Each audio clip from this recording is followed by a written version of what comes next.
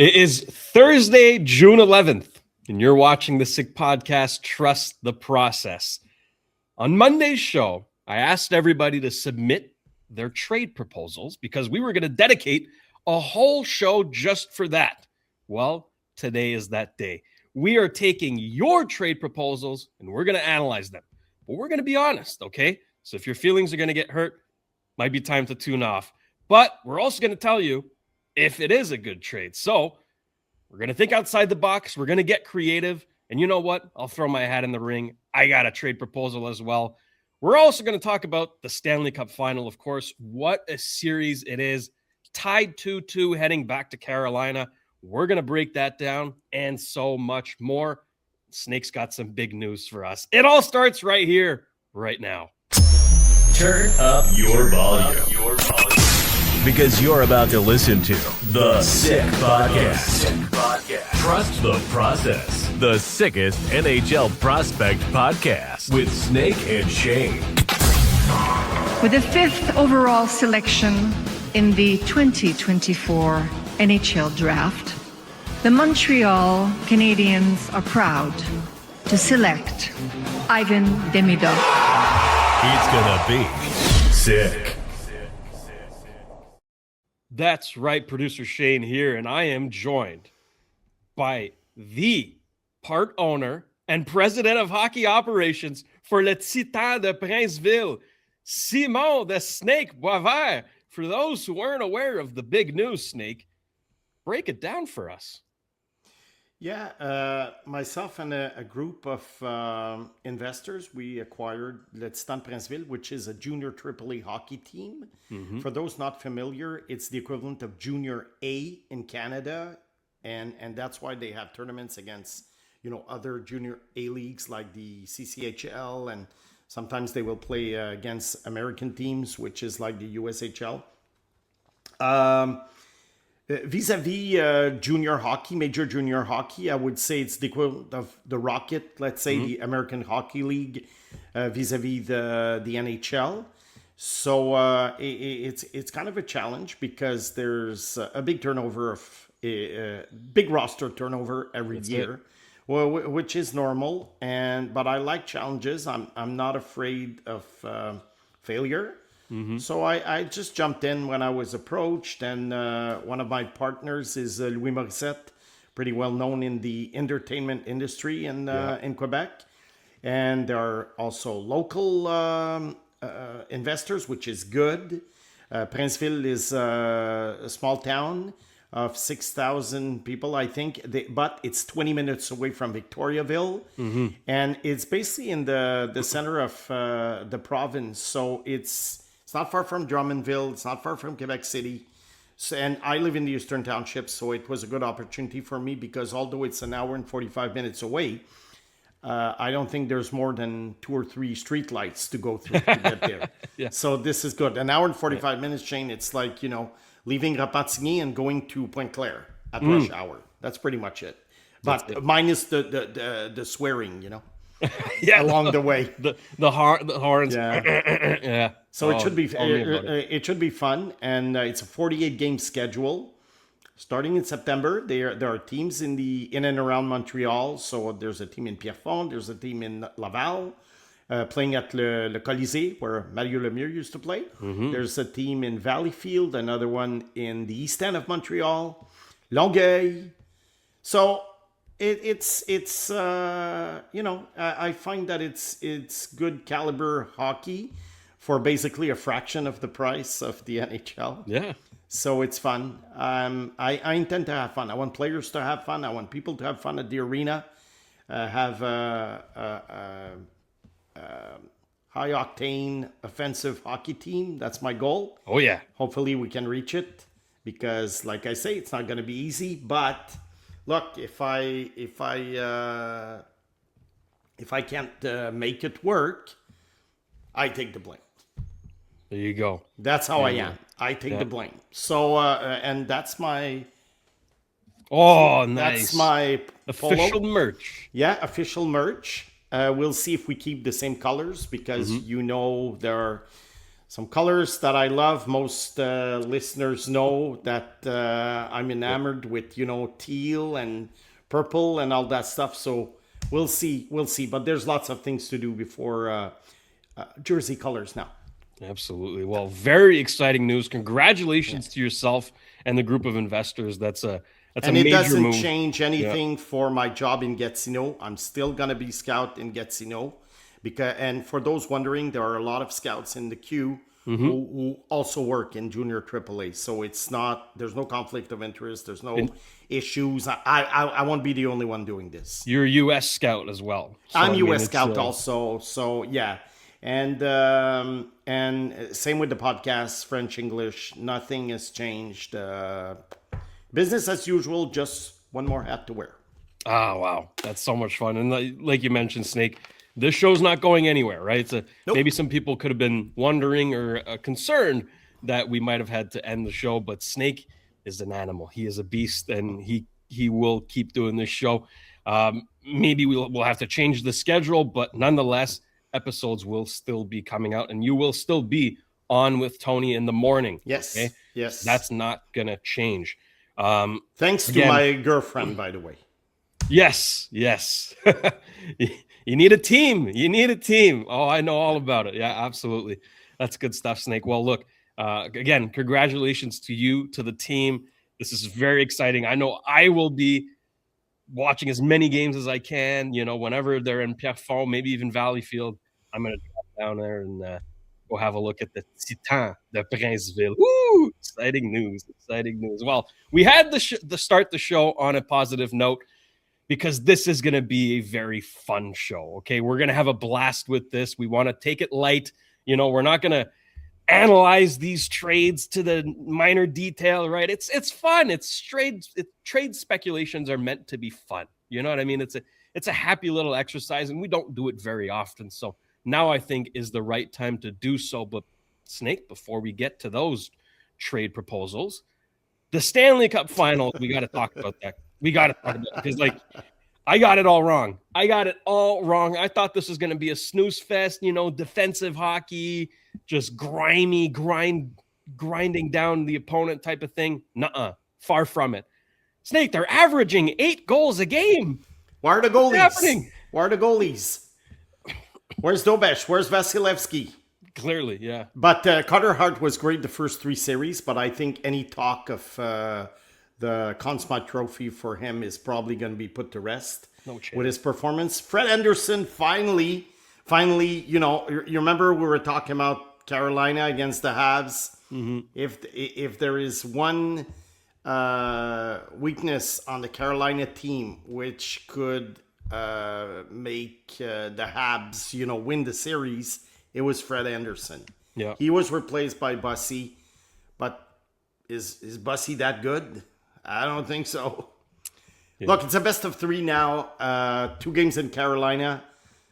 What will happen? I don't know. I had Vegas to win the Stanley Cup, but who knows with that goaltending?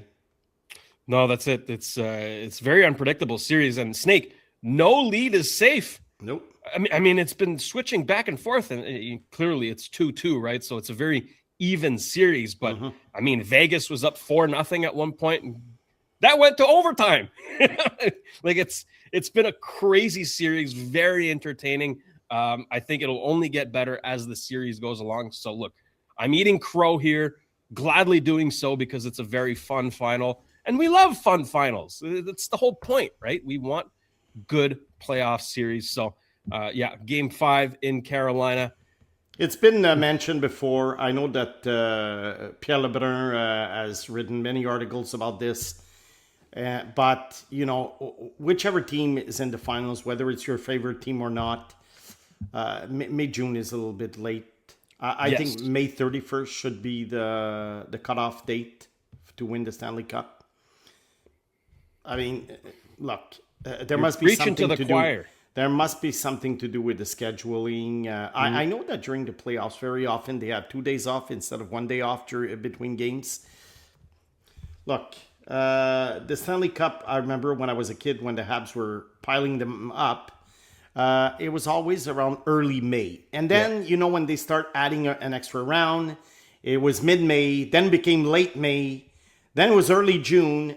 Okay, now we're getting close to what? Saint-Jean-Baptiste now. I mean, and remember, the draft and free agency takes place sometimes right after the Stanley Cup is won. Correct. I mean, there's no break. I know there's only 2 teams, and other teams are talking right now. There could even be trades between the 30 other teams. But look, it's. I think as long as Gary Bettman is around, it's going to stay that way. Because Bettman seems like a very stubborn commissioner. I mean, he's done some good stuff. They make tons of money. Owners must love him. That's why he's been there for 33 years. Yeah. But maybe he benefited from the fact that, professional sports now is a cash cow. But again, I think it'll take a new commissioner to change or tweak a few things that we don't like about hockey right now. But guess what? There's going to be more things we don't like with a new commissioner. That's life. We could do a whole show on things that I would change. I'm very against a lot of decisions that the NHL has taken.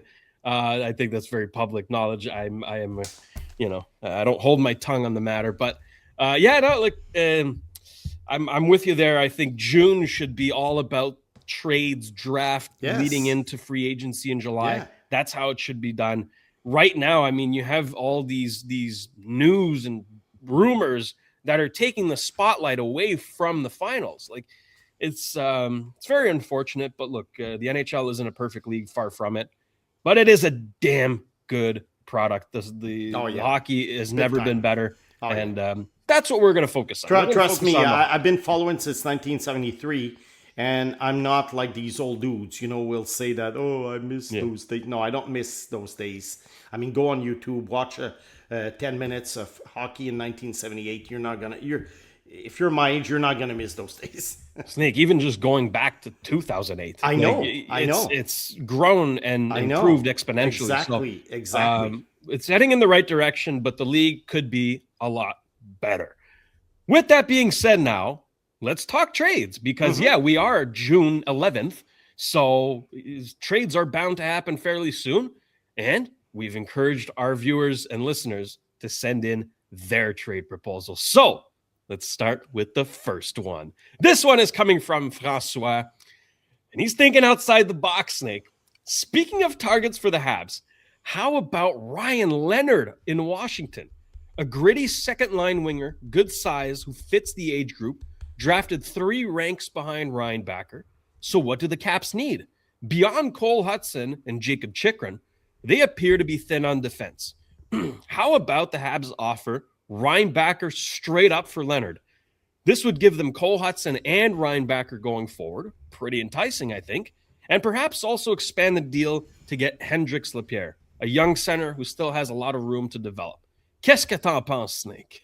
Yeah, well, first of all, just about Hendrix Lapierre. Look, I think time is running out on Hendrix Lapierre to become an impact player, but could he be a regular fourth liner? I do think so. Now, about this thing, I think in the case of Washington, Ryan Leonard represents exactly what a lot of teams want, which is, like Francois says, a gritty second-line winger with good size. And, of course, he would fit that age group with the Habs. Of course, it could be interesting. And, you have to give up something decent in return. And I think Reinbacher it's kind of a fair return. However, Leonard has proven that he's an NHL player so far. Reinbacher hasn't, mainly because of injuries. And remember, for Washington, when you make trades, you're trying to fill up a hole, but you don't want to create another one. So, okay, you're getting an extra defenseman, which I think is good. Yeah, a very important position. But gritty second-line wingers hard to come by. Are a dime a dozen. Are not a dime a dozen, sorry. So, I think Washington says no. I agree. I agree with you. Yeah. And also, I mean, like Francois mentioned, the Habs had the opportunity to draft Ryan Leonard. They passed on it. But that's Exactly, another passed on it. story. That was 3 years ago. Yeah. So it's interesting. Listen, I'm a Ryan Leonard fan. Before the draft, I was saying the Habs should draft him, but nonetheless, look, I don't know how you pry him out of Washington. Like that's a name that I don't think moves. But crazier things have happened. So François, I like the outside the box thinking, my friend. Mm-hmm. Well done on that. But if it does happen, I think it'll take more than Ryan Backer to get him out of there. Trade number 2. This one coming from Sith Lord, big Star Wars guy. I would go for Philip Hronek in Vancouver. Do you think it makes sense in return for Gallagher, Kapanen, either Engstrom or Pickford, and a 2026 first-round pick, the 28th overall? Look, in any other situation, I would say that maybe the Habs offer is not enough because Gallagher is basically just at the end of his career. Yeah. Kapanen, we don't know what's going to happen with him. I know he did score 22 goals, but I don't know what's going to happen with him. Engstrom or Pickford. I think Engstrom is a future NHL player, regular. Pickford, we don't know. The first round pick is the 28th overall. I think the only way this could work is if Vancouver really, really wants to dump contracts. Yeah. I think Philip Hronek means $7.25 million a year for many more years. So I think it only works if Vancouver wants to dump salary. If you want to dump salary, obviously you're not going to get a top 10 pick in return of Hronek, although he's very good. He is. So I think, yes, I would do it if I were the Habs. But there's also, Philip Hronek is an defenseman. Do the Habs need another one of these guys? So I think if you look at the trade itself, it could either make sense or no sense, depending on the rosters and the cycle of where a team is at now. So in terms of Vancouver, I think Hronek, I'm sure they're willing to trade him because in their situation, it's, he's aging a little bit. He's in his late 20s and it's a big contract for a long time and they're trying to rebuild. Fine. But at the same time for the Habs, I think if the Habs had not acquired, let's say, Dobson, or if, let's say, Lane Hudson had not become Lane Hudson, then you think about it a little bit more. The Habs don't need a puck mover, really. No, it's more of a shutdown guy. But I get the idea. I get the idea. Look, I think this is the kind of trade where, you're just brainstorming when you think of this. And maybe you start with this, and then you can find another idea that resembles this one, but that would fulfill a better need for the Habs. Yeah. Snake, I think the idea with Hronek is because he's proven that he can play alongside a player like Lane Hudson. Yeah. Right? His pairing with Quinn Hughes was fantastic. Yeah. They were great together. So I think that's the thought process here. And he was also great in the Olympics as well for Czechia. So he's a very good player. He's a very good player. He's a very good player. The contract is a little concerning. Because remember, I'm sorry, Shayne. If you look at the trades like separately, they might all seem interesting. But the problem with it is that there's not an unlimited amount of assets that the Habs can trade to fulfill their needs. So if you trade away that first round pick and Adam Engstrom or Pickford, so you're sort of like, okay, so what's next? And sometimes maybe in 3 months or 6 months, a better player will become available and you're thinking, oh, darn, we don't have that pick anymore, or we don't have that player anymore. So as you take assets out of your hat, then you run out of assets. You know, I know they have Hage and Zarowski and maybe Reinbacher and maybe Fowler and Pickford and Kapanen, but you have to spend it in such a way that makes you take care of your needs.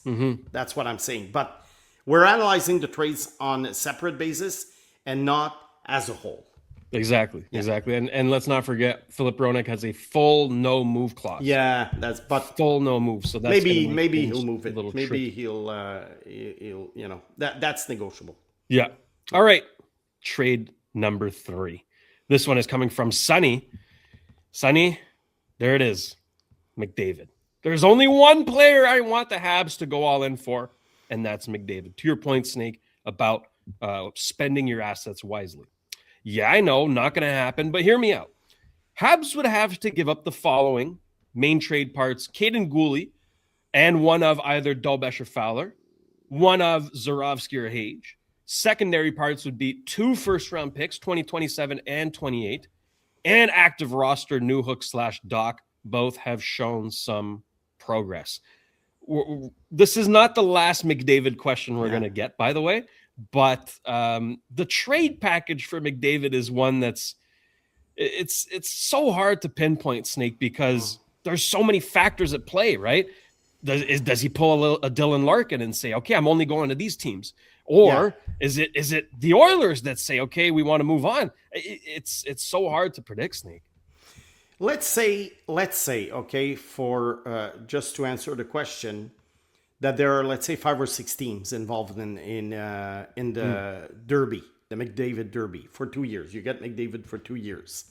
Obviously, Edmonton, just like they did with Wayne Gretzky almost 40 years ago, will ask for a star player on the roster. That trade proposal does not include a star player. If you're talking about Newhook, he's not a star. Caden Gooley is not a star. Unless you consider Dolbesch. Well, it's a goalie. You never know. It's early before. Zurovsky, Hage, great prospects, but we don't know yet. The 2 first-round picks will be late-round picks. There is no star in that package. So, okay, there's a lot of quantity, but, they're not necessarily...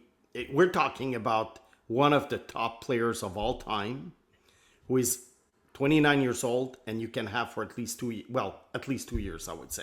Yeah. So 2 years of McDavid, like I say, you might be able to. I'm not saying to add a star to this, but maybe you can remove some of the players or picks that were mentioned and replace it with a star player. Who would Edmonton want? I don't know, but it has to be an established star player. Just like in 1988, they got a lot of futures, but they got Jimmy Carson, who was 20 years old and had just scored 55 goals. Yeah. It's very tricky and it's hard to pinpoint. But look, as I mentioned, we're not done with the McDavid questions. Okay, So let's go to trade number 4. Go. Marie-France is also asking about McDavid. She's saying Kapanen, Gooley, Jack Guy, I'm assuming Arbor or maybe Florian, I don't know.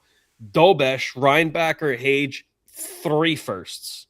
And the asterisk next to Dolbesch says, I would offer Montembeault first, obviously, but would be willing to let go of Dolbesch or Fowler if needed. I don't think the Oilers want Montembeault. So let's just keep Dolbesch in there. Well, Marie-France, I'm going to do a cut and paste of my previous answer. Yeah. Where's the star player? Exactly. Yeah. It's going to come down to that, Snake. But look, maybe if he gets moved next year and then he becomes a 1-year rental, could that then be more of a futures package, or do you still need one established star? I think if there's 5-6 teams involved, one team will come up with a better package at least. Yeah. I think that's my point.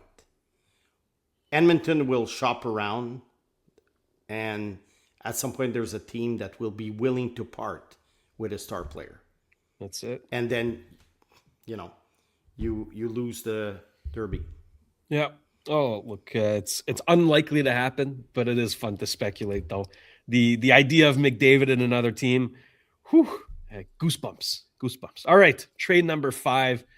We're sticking with the Star Wars theme here. General Thrawn is asking, so what about Hage, Pickford, and 2 firsts for Robert Thomas? Would St. Louis do that? Would the Habs? Well, according to Andy Strickland, Robert Thomas is off the table. Okay, but let's say he was. Let's say he was on the table. Exactly. I think if I'm the Habs, I do it without, I'm just running to the podium, if you know what I mean, with Give me your hand. The paperwork, yeah.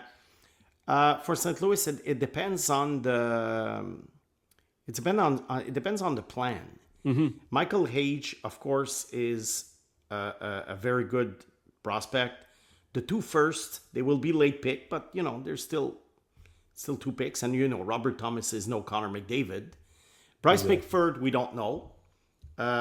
He has value right now. Will he be an NHL player? I don't know yet. I think he could, but I'm not sure yet.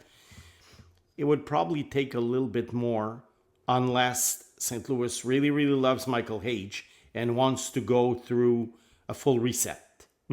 So probably you would need either another prospect or a young roster player for him. Yeah. Snake, I've always been a little skeptical on the Robert Thomas situation. Yeah. I just don't understand why St. Louis would do that. It doesn't make a ton of sense to me. But hey, look, we've seen crazier things happen. Well, if they're going to do that, it's a Shayne, possibility. they're going to have to tear it down the way Chicago Exactly. did. Yeah, exactly. Because just trading Thomas for futures, why? Yeah. But if you're going to trade Kyrou, trade Binnington, okay, then you're doing a makeover. But just Robert Thomas for futures, I doubt it. I doubt it. Yeah, Doubt it. And I don't think St. Louis would want Pickford, if you get what I mean, because they already have Mailloux. They're similar in the sense that they're like offensive, shoot first type of defenseman. I think they would ask for either Reinbacher or Engstrom in that deal. But very possible. I like the thinking, Throng. I like the thinking. Yeah. All right. Trade number 6 now. This one's coming from Crash Out. Reinbacher, Hage, Kapanen, 2 firsts for Nemec and Hischier. Oof. Heavy. Oof. Yeah, that's not enough, I would think. But if Hischier is telling New Jersey that he's not resigning, obviously he loses value on the trade market. Yeah. Because right now, like I say, it depends on what other teams think of Kapanen. I wouldn't trade for Kapanen. But yeah, neither of us would. But I mean, the idea of a 22-year-old center rookie who just scored 22 goals can be appealing to other teams. But look, NHL teams, this is not 1980 anymore. They have pro scouts at every game. And I think a lot of them have seen that Kapanen was pointless, I think, for the last 19 games that he played.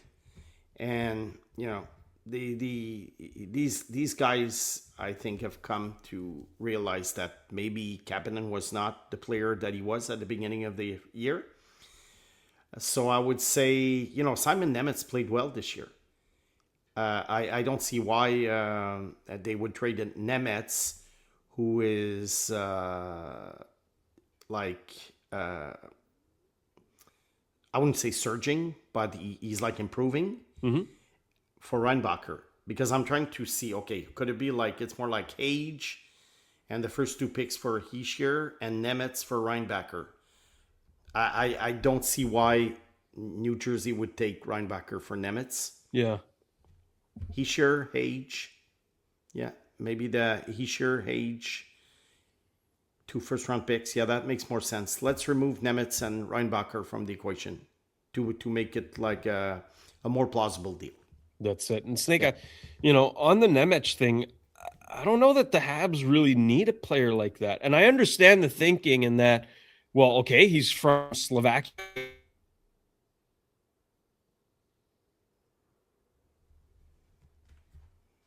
But the style, right? Also, he's a right-handed shot. But the style of the player doesn't exactly fit what the Habs need. We've established that they need more of a shutdown type of guy. Yeah. He's more of a puck mover, offensive-minded. I don't know. Yeah. Look, unless the Habs trade other puck movers, but that's like a domino effect. So we're not going to get into this. No, exactly. Well, look, we're not done with the Nico Hischier stuff because trade number 7 comes from Andrew, and he says, Hage, the 2026 first, so 20th overall, and Engstrom straight up for Hischier. Well, in this case, is New Jersey rebuilding? Because Hage is at least 1 year away from the NHL. The 2026 first will be the 28th pick overall, which is probably 3-4 years away from the NHL. And, you're going to get, I did the exercise with Tony this morning. You have like a 40% chance of getting a decent NHL player, no star, but a decent NHL player. Angstrom, I think he's fine. I think he'll be an NHLer, but, there are lots of Angstrom going around. Nico Hischier is an established player. Yes, he is a rental player right now, but that's more of a trade deadline package than a June package for Hischier. That's the kind of thing that maybe New Jersey would get in March for Hischier. Yeah. So it does make sense, but maybe more in March than in June. Snake, my other question regarding Hischier is about his contract. Right, we know he's got one season left on his current deal, and he's going to want to get paid, rightfully so. He's a great player. But with the rising cap, he'll likely ask for above $10 million here. Is that something that would detract you from trading for him? Well, I like Hischier, but again, is he a great fit with the Habs? I think he's a good fit, but it might not be a great fit. I mean, he's not a 6'3" center. His style of play is, I wouldn't say similar to Suzuki's, but I mean, they're closer in comparison than, let's say, another type of centerman. So, but so is Thomas when you think about it. So I would do it. Yeah, I think I would do it for Hischier, but I would explore other opportunities before. He would be more of a backup plan for me, but if they acquire him, of course he'll be a good fit because the Habs had no 2C. No, exactly. They had no 2C, and these are not easy to acquire because teams keep them unless they are rebuilding or unless Hischier tells the new GM, now, look, I'm not resigning, so do whatever you want this summer with me. Exactly. Yeah. But again, I think the market for Hischier would be big enough that Sonny Meta could get currents and not futures for Hischier. So because I don't know. Anyone doing these trade proposals, you always have to think two things. First of all, if you were a fan of the other team, would you accept the deal? One. And the second thing you have to wonder is basically I forgot, but it'll come back to me. But that's the main thing. You have to think like, as a fan of the other team, do you do it? Yeah. And that's the problem with these trade proposals because I don't think fans necessarily overvalue their favorite team's players, but I think they undervalue what the other teams think. And I remember now the second thing I wanted to say is that the Habs would not be the only ones making a trade proposal. That's it. There's a bidding war. So you're competing. You're competing, and sometimes the stakes can become very high, and teams drop out because the price is too expensive. Like Robert Thomas, that was the rumor that the price was too high. Yeah. And St. Louis, they said, okay, we're not getting what we want. We keep him because we don't have to trade him. He sure could be another story.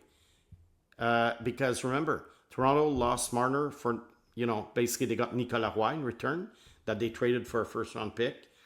But they didn't get, that much for Marner. They didn't get as much as they had traded him 1 year before. That's it. So I think teams learned the lesson. You're not going to re-sign. Look, okay, you're gone, so we might as well trade you. Bingo. Well, I like the thinking though. I like the thinking. So far through 7 trades, Snake, have we picked one that we would say, okay, that could be done, or not quite yet, eh? Not quite yet. There's a lot of almost, but I'm not there yet. I'm not there. Few little tweaks, and I'm not there where I say, okay, who says no? Yeah, exactly. Not him. Okay, done deal. Yeah. Well, hopefully we'll get at least one. Yeah. But let's keep moving on here to trade number 8. This one is coming from none of your business. Hey guys, regarding trades, I was thinking about this deal the other day. What do you guys think? To the Leafs, Calgary's first round pick this year, the 6th overall, Zach Whitecloud with 50% retention, and Dustin Wolf, no salary retention. To the Flames, the first overall pick, Nick Robertson, and maybe another prospector pick. Whoa! No, because Toronto doesn't need Dustin Wolf. They have Joe Wool, so I don't think they need another goalie. And in retrospect, you know what? If we took a screenshot of this and pulled it out 10 years later, maybe Calgary's player, the guy they pick at 6, will be better than McKenna. So then we'll say, okay, that made sense. But as of now, in June 2026, the value of the first overall pick pre-draft is quite high compared with the value of the 6th overall pick. Correct. Yeah. I think if anyone wants to Google this, there is a chart, about the value of each pick.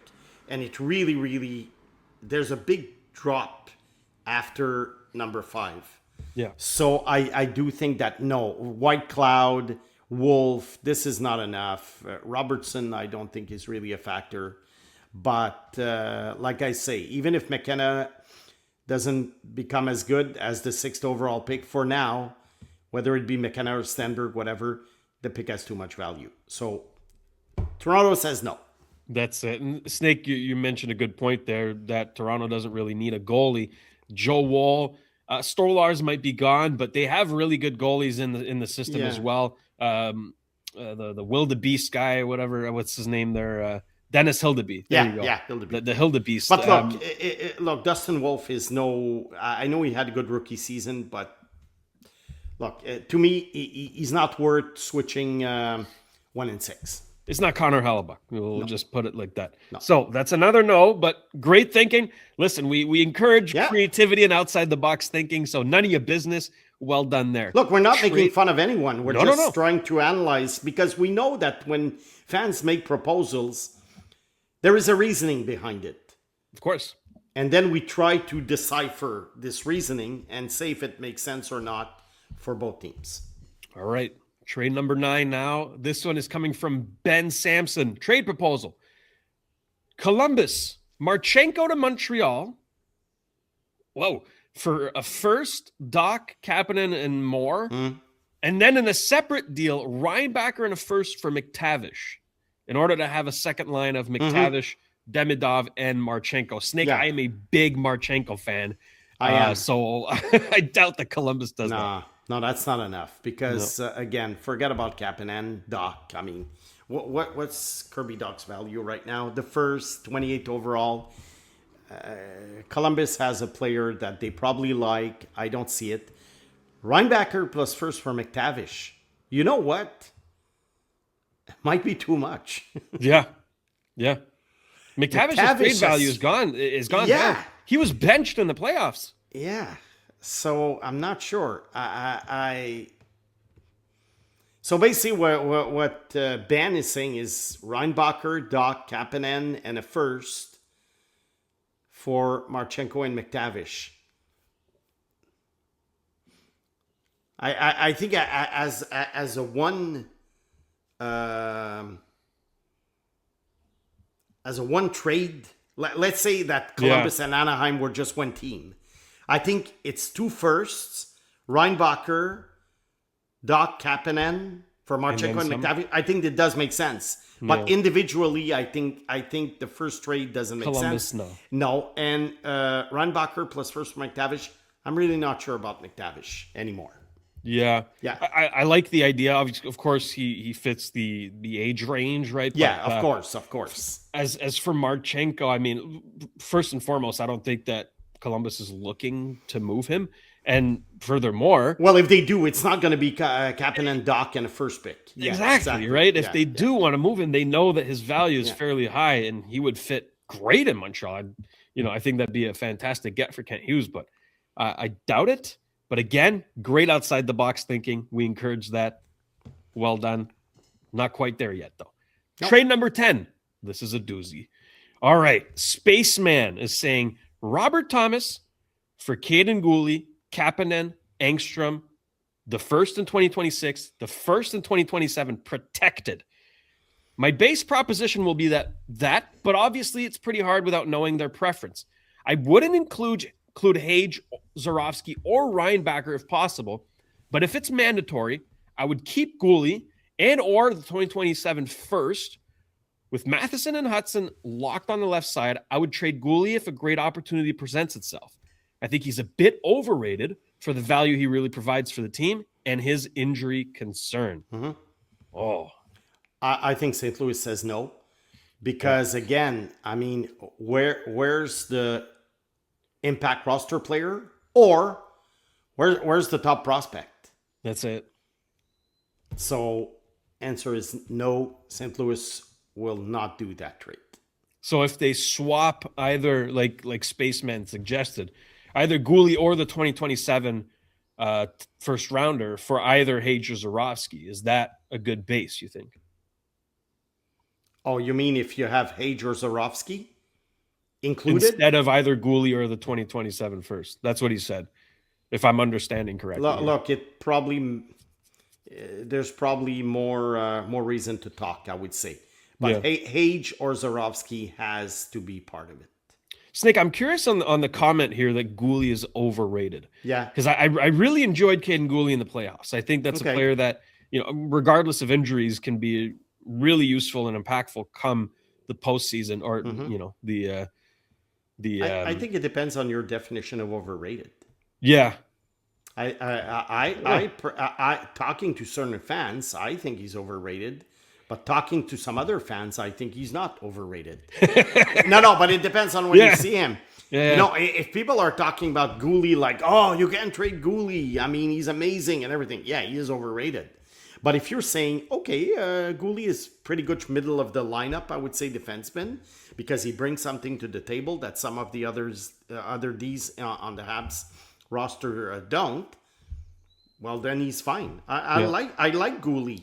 I just don't like it when conversations start including him as a quasi-star player, let's say. Because I've heard this. He's a great number 2 defenseman. Don't think so. That's probably what our listener means when he says overrated. As a 4, I think you're in good shape here. If he's your 2, exactly, probably in trouble. Then if you think he's your 2, he's overrated. Yeah, no, exactly. I think right now he's in the right chair. Yeah, and that's why I think he had success in the playoffs. Exactly. But again, I think the Habs, if you're looking at what they need on defense, it's kind of like a right shot Caden Guhle, right? If you think about it, that's exactly what they need. Yeah. Just opposing Agreed. Shooting hands. So agreed. I don't know that trading him would be an answer, but anyways, moving along here, trade 11. CHR Boiv. If Detroit decides to rebuild with the Larkin departure, what do you think about this trade offer? In my opinion, it will cost a lot to acquire a right-hand shot like Seider. Moritz Seider. Whoa, we're thinking way outside the box here. I love it. To Montreal, Moritz Seider and Andrew Kopp. To Detroit, David Reinbacher, Michael Hage, Alex Carrier, the 2026 first-round pick, 28th overall, and a 2027 second-round pick. Look, unfortunately, you don't get a Norris Trophy contender who's 25 years old for 2 prospects. Because Reinbacher and Hage are what they are, prospects. And I like those 2 players, but I mean, we're not talking about, top 2 or 3 prospects either. If you know what I mean. Yeah. We're not talking about some star prospect. We're talking about very good prospects. And Seider is a top. I mean, he's a Norris Trophy contender. And I understand that Quinn Hughes did not garner a big star for for Vancouver. Different situation, though. Yeah, different situation. Because one might argue, well, Zeev Bouillon and Reinbacher, okay. Leo Mogren and Who else was traded? Marco Rossi. Marco Rossi, Hage. No, okay, I do agree that Vancouver did not get a boatload of players, but it was a different situation. Quinn Hughes was leaving Vancouver, and he had said it. Seider is not leaving Detroit. He's the next captain. Yeah, and if Detroit wants to do another, let's call it a rebuild, Seider is still young, so I think you keep him. Like I say, unless you pull a Chicago Blackhawks. But I think if Detroit sent a text message to all general managers and said, Morris Seider is available, I think the offers, again, would beat the package that was suggested by our friend listener. There would be 31 teams lining up. Okay. Yeah, and I think they would be able to get more than Hage and Reinbacher, although I do like the two players. Big time. No, Seider is like one of the top end defensemen in the league, and he's young. He is the future in Detroit. He's going to be the next captain. So I don't see that happening. No. But again, love the outside the box thinking. That's what we encouraged here. All right. Trade number 12. Let's keep it going. Xavier is saying, I would offer Kapanen, Reinbacher, and a top 15 protected first-round pick in 2027 and a B prospect or a second-round pick in exchange for Matty Beniers and Adam Larson. Matty Beniers is a name that we haven't heard yet. Yeah, Beniers has been disappointing in the sense, considering that he was a number 2 overall pick, but he's a very good player. And he's young. He fits the Habs age group. I would make an offer for Matt Beniers. Yeah. Of course I would. I wouldn't expect him to score 75 points, but I would make an offer. As a 2C, it's good. Oh, yeah. I like the player for what he is, not necessarily for his draft ranking, but for what he is right now. I do love the player. Adam Larson, he's a little bit older now, but I think he can do the job. He does the job on your second favorite team, Shayne. But inside joke. Well, listeners understand why I'm teasing Shayne about the Kraken. My concern is with this offer is because let's forget about Kapanen. Okay, Kapanen, the Kapanens of the world, you can get anywhere. You can get these guys in a trade anywhere. So let's focus on the main stuff. Well, a top 15 first round protected pick in 2027. I do understand the idea of protecting the pick, but then, and I do think the Habs would need to protect it, but you never know. You never know. Look what happened with some teams, like San Jose a few years ago, and it cost them Tim Stützle because they hadn't protected the pick in the trade with Ottawa. But again, so we're talking about a pick in the 20s, a B prospect, a second round pick. Reinbacher against Beniers, one-on-one. Does that make sense? I think you need to tack on a little more than Reinbacher, but you're getting close. You're getting close, but it's because I'm not excited about Kapanen. This is probably the reason. We know that. No, but I think he's just a throw-in, honestly. Yeah. And I guess in Xavier's defense here, I think, trading a center for Seattle, they would want a center in return. I guess if Seattle sees Kapanen as a center, maybe that makes sense. Yeah. But because honest, Beniers. So because Beniers. Yeah, I kind of like it too. Because Beniers is going to give you at least 8 to 10 more years of hockey. How many years are you going to get out of Kapanen? And Reinbacher, he's been injured. So you go from certainty. You know who Matt Beniers is. Mm-hmm. You know what you're going to get from him. Yeah. You go from certainty to uncertainty. So close, but no cigar. Yeah. This is the closest I think we've gotten, though. Yeah, but I think Seattle. I think Seattle says no. Again, they would get better offers, I think, from other teams if Matt Beniers were to be on the market. Yeah. Well, look, Seattle is an enigma. Who knows? They might even accept less because they don't know what they're doing. Listeners might think we are being very picky now. Yeah, but look, it's hard. It's so hard to make a trade in the NHL. Oh, it is hard. Find the right partner, to find the right time, the right price, everything. And that's why a lot of teams end up losing trades. Contracts are important too. Exactly. A player in his contract cannot be separated anymore. Yeah. It's not hockey cards. It's not 1985 trades when every player was making $100,000 a year. You know, I mean, there's a salary cap. There's player and contracts cannot be, cannot be divided. So, okay, let's go. Next one. Next one. This one is coming from Inferio. We haven't heard of Larkin yet, so here it is. To Detroit. Kirby Dach, Michael Hage, Montreal's first-round pick, I'm assuming this year, and a possibility of Caden Gooley as a sweetener. Well, you and Inferio would be good friends here. To Montreal, Larkin and a possible second-round pick. It depends on, again, other offers. But Larkin has a very, very short list of teams where he would want to be traded. So far, there's only 3 teams. Yeah. Maybe they could talk him into adding 3 or 4 more teams. Okay, Kirby Dach, forget it. Michael Hage, interesting, because you're getting a 20-year-old player for how old is Larkin? 30? He was drafted 30. in 2014. He's 30, so 10 years younger. That's interesting. First round pick, you know. You do need to add Gooley to this trade. Mm-hmm. It's not a sweetener. You do need to add Gooley. So Gooley, Hage, and the first round pick. If I'm Detroit, I don't even want Kirby Dach, and I don't want to give away a second round pick either. So Hage, first round pick, Gooley for Larkin. Depending on Detroit's intentions, you know, about like trying to balance out present and future, maybe. It's a maybe. This one to me is the closest. Interesting. It's the closest to being realistic. Yeah. Or let's call it feasible. We're getting somewhere here. But yeah. Again, with Larkin's 3-team reported list, that kind of complicates things. But look, the if package is interesting. Yeah, because you get a player that's 10 years younger. And, you know, of course, then Larkin has proven his value.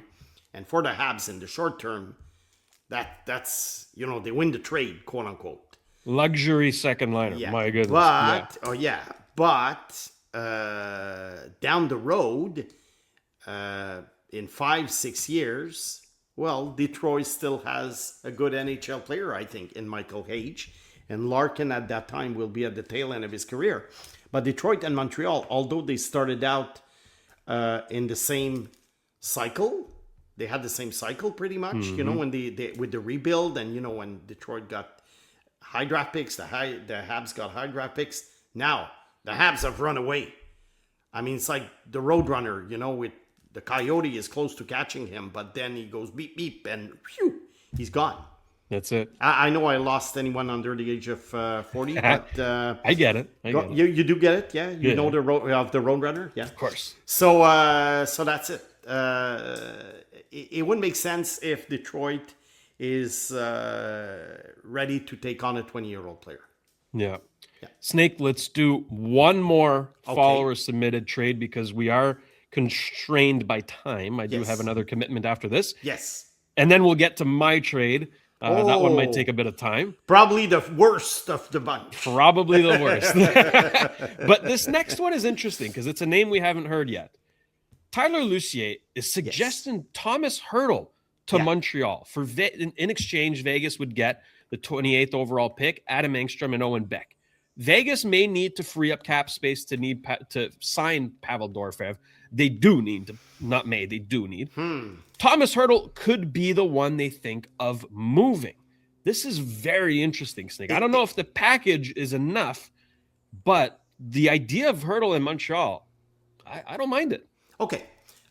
Hertl to Montreal, I'm good with it. Yeah. Okay, he's on the older side now. He's like 32, I think. But he's fine. He's not the type of... I think he's the type of player who can age well for like 3-4 more years. So I have no problem acquiring this guy. I do also understand the need to free up space to sign Dorofeyev. Vegas is going to be in a cap crunch. We know that. Hertl could be the one they think of moving. I do agree also. Yeah. But obviously, they're not going to get high-salaried players in return. They're going to get picks and entry-level contract players. Correct. The question is, are Adam Engstrom and Owen Beck enough to get Hertl Because if they put him on the market and they tell other teams, we want futures or we want entry-level contracts, well, I think there are better, they could get a better offer than Engstrom and Beck. Beck, first of all, is not guaranteed to be an NHL player. Neither is Engstrom, although I think Engstrom is closer. There would have to be a better entry-level contract included, because this is what Vegas is going to need. Entry-level contract players, efficient ones. Maybe Trevor Conley next year, you know? $1 million for a fantastic young player. But no. Vegas says no, they can get better. But I get the idea. Futures for Hurdle, that's fine. Yep. Offer Tyler, not enough. There's good bones to this, Tyler. There's good bones. So it's like let's revisit, and Vegas could say, well, here are the entry-level contracts that I want. That's it. Could even be a one-on-one, but a better player than Engstrom and Beck. That's it. Well, look, the idea of Hurdle, you know, as we mentioned, Snake, in one of the previous shows about trading partners, which teams are open for business. We've established that Vegas will have to be open for business. But they always find a way. They find a way to squeeze everyone in. Exactly. How are they going to do it? I don't know. I know that they can put Peter Angelo on LTIR next year, but they're going to need to do something.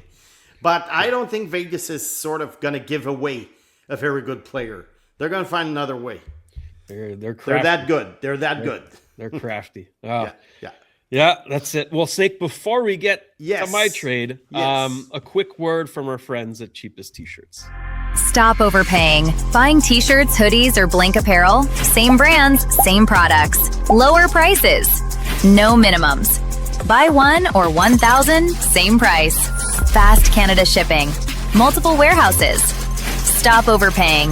Visit cheapestt-shirts.ca. We thank Cheapest T-Shirts for their partnership. They are amazing. And of course, a shout out to Betway. If you want to get in on the action for the Stanley Cup Finals or the NHL Draft, you can bet on the draft. You can get a deposit match and bonus up to $300 on your first deposit with Betway. Scan the QR code on the screen or click on the link in the details section to create an account and redeem your welcome offer. The offer is only available for new customers. Terms and conditions apply. The offer is not available in Ontario, and you must be 18 years or older. Please play responsibly. Snake, I wanted to take part in this exercise myself. I don't think it's fair for us, or for me, to judge these trades without giving one of my own. And I'd like your thoughts on this. Now, I went with a bit of logic in the sense that, you know, I took some rumors, right? Players that are in circulation. I looked at what the Habs need, what the Habs have to get, which trading partner made the most sense. And this is something I landed on, which again, could be tweaked a little bit, but I think has decent bones. Well, let's go. This is what I cooked up.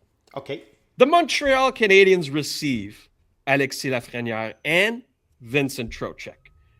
The New York Rangers would receive Alexander Zurovsky, Adam Engstrom, Oliver Kapanen, Kirby Dach, Jaden Struble, the 28th overall pick, and a conditional 2027 second round pick that becomes a first if the Habs make it to the second round. Moving parts here, a lot of moving parts, but I'll give you my my thoughts on the matter. Let's start with Alexis Lafrenière. Why would he make sense for the Canadiens? Well, first and foremost, the age, right? 24-year-old, left-handed winger, 6'2", 197 pounds. Does bring some size and some grit. 24 goals, 33 assists last season, 57 points in 82 games, 15 of those on the power play, 23 points in 43 career playoff games. And he's got a decent contract, maybe a bit high, but again, comes in lower than Suzuki, Caulfield, and Slavkovsky, and he's signed until 2032. You know, this is a player that may not be as physical as some other big wingers. However, he doesn't shy away from it, and he steps it up in the playoffs. He's got 106 hits in 43 career playoff games, averages over about a hit per game in the regular season as well. And this is a player that I think can, you know, be better suited in Montreal's system than he has been in New York's. So far, obviously, as a first overall pick, underwhelming. But if you take that tag away of first overall pick, if he was picked 5th or 6th, you'd say, hey, he's a pretty good player. So might as well give him a shot. The other component in the trade is Vincent Trocheck, another name that has been in circulation, not directly linked to the Habs, but I have seen reports that he was 32 years old, so maybe a little on the older side, but to me, that doesn't matter with that contract. He's only signed until 2029. And the main reason why I think he'd be a good fit is because in my trade, you're not giving away Michael H. And he would be the perfect stopgap, in my opinion. Slot him at the 2. Michael moves up as time goes on and takes over that role when Trocheck's contract expires. He's right shot center, 5'11", 187, but he is a specialist. 56.9% on faceoffs. He's one of the best in the league. 193 hits in 67 games last season. The guy's a bull. He plays the power play and the penalty kill. He is a 2026 Olympic gold medalist, and he was chosen to that team for his two-way game, right? Defensive prowess. He's more in a shutdown role, which is always good come playoff time. And he's got a bit of experience in the playoffs himself.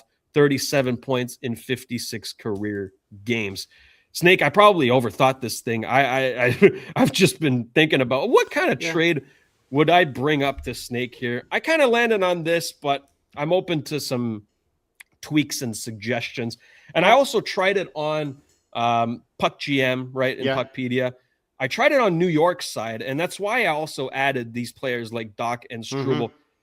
Listen, New York is thin, man. They are thin, and I think they would need those types of players on their team. But again, that's my thoughts. I'm curious to hear yours. Well, I think you targeted the right players in the sense that it would be realistic for the Rangers to trade those 2 players because Vincent Trocheck is 32 years old. And I like the fact that he has 3 years left on his contract, in the sense that it's not just 1 year, but it's not 5 or 6. So you have him during a time of his career where he will still going to be good. And then 3 years later, you reevaluate. Alexis Lafrenière, I think as a number 1 overall pick, I think he's been disappointing, but he had a good season.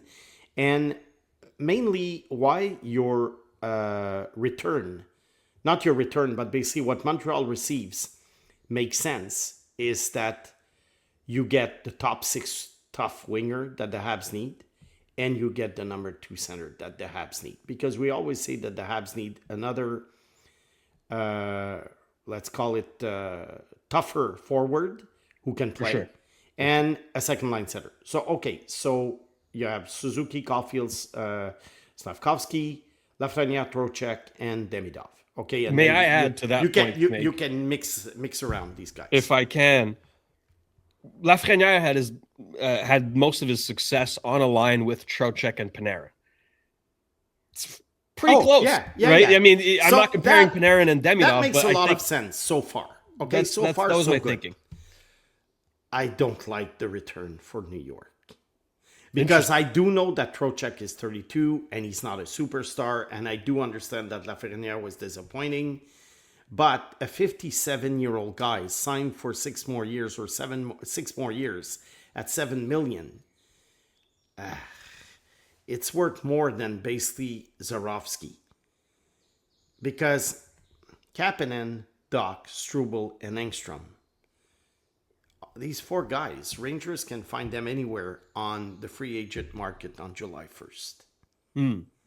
So the first round pick, it's the 28th overall.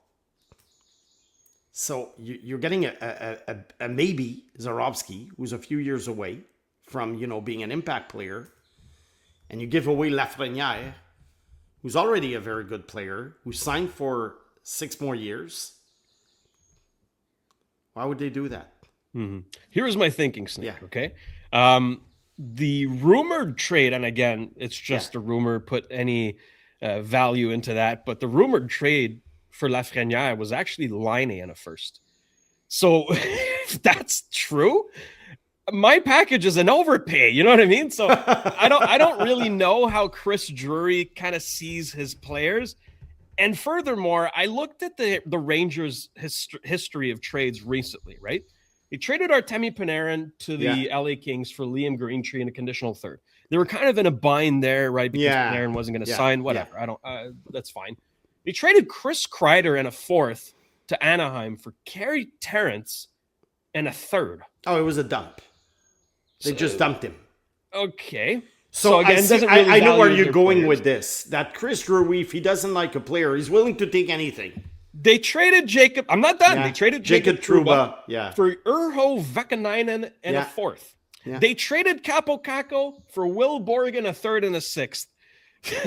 I looked at the history. I'm like, is Chris Drury okay? I Well- understand that there's extenuating circumstances. Yeah, and they were not trading from, Trouba had a very good season in Anaheim, but he was not as good with New York towards the end. And was the captain, though. Capo Caco was considered a bust. And Yes. in Seattle, he got a little bit better. So they were not trading from a position of strength. I do agree.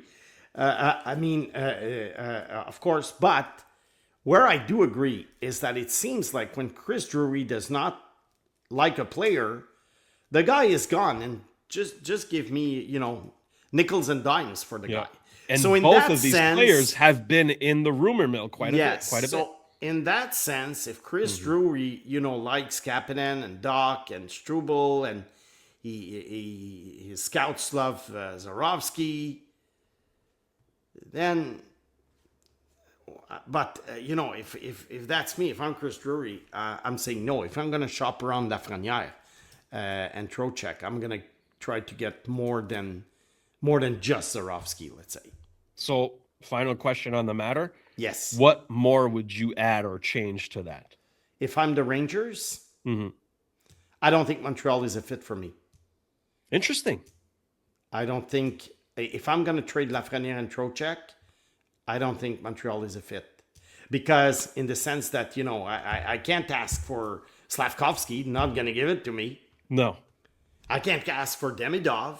I can't ask for Lane Hudson. So, do I want a goalie? Maybe Fowler. Do I want Michael Hage? Yeah, maybe. Do I like Zarovsky? I love Zarovsky. But I don't think Montreal would necessarily give away all their young players and prospects for Lafrenière and Trocheck. Trocheck's 32. He's good, but not, he's not a star. Mm-hmm. And Lafrenière has been underwhelming so far. So you can think of him as, a second line player who's going to get 60, 65 points. Yeah. But that's why I think it's just not a fit. Interesting. So your trade idea is not bad. It's not good either. But I think it's neither. It's just not a fit. If I'm New York, I'm shopping elsewhere. Yeah, and look, the Rangers are so unpredictable. We don't even know which direction they're heading in. Are they going to rebuild? Are they going to retool? Do they think they can win with Zibanejad and Miller? I think it's feasible if only one of the two players is traded. Then you can find a fit for Lafrenière. Or you could find a fit for Trocheck. Yeah. But if you're going to put both in a package deal, then how do you... I know you came up with, tons of players and picks, and that's fine. Yeah. That's fine. It's a little bit PlayStation-ish because it happens in the NBA, but not in the NHL. But I think your trade, the two targets are very interesting, but probably only one of the two if you want to make a trade work. Yeah, I think that would make sense. So I was trying to go two birds, one stone here. No winner today. Go Shayne. big, but yeah. No winner.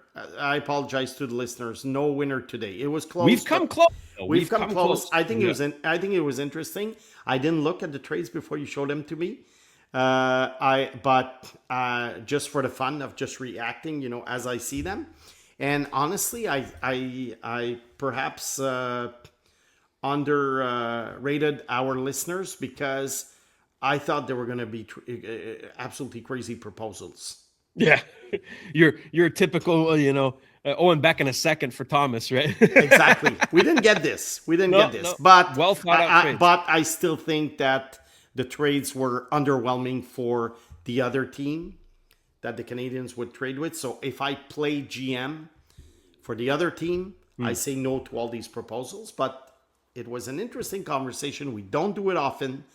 I'm not a trade speculation guy. I know a lot of fans love it. I respect that. Me, I'd rather comment on trades after they're made. But I have to tell you, Shayne, I had a ball today. I did too. This was fun. It was fun. It was a lot of fun seeing them appear one after the other as a surprise. I had a lot of fun doing this podcast, and we'll do it again next year. And hopefully everyone watching also had fun. Thank you for all of your trade proposals. This was great. And look, odds are the trades that are going to happen have nothing to do with what we just talked about. Exactly. It's always out of left field, right? Look, we finish on July 1st, so here's hoping that there will be there will be lots of trades in the next 3 weeks. That's why we did this show today, because likely before the draft, things are going to start ramping up. Snake, that will do it for us today. Thank you all for tuning in. Thank you for sending your questions. And don't forget to send in your mailbag questions. We will answer them on Monday. We'll get back to the regular routine.